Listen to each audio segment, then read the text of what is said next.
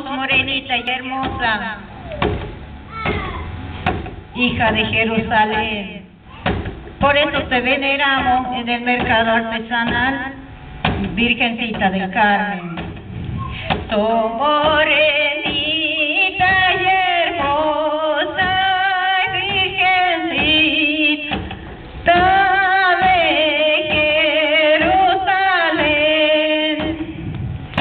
tal vez cante mejor que antes,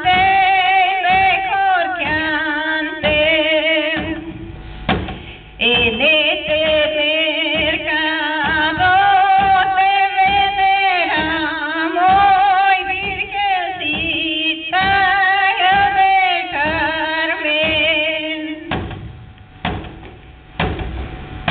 Camina María de Egipto para Belén, en su burrito manso que le regaló San José. Camina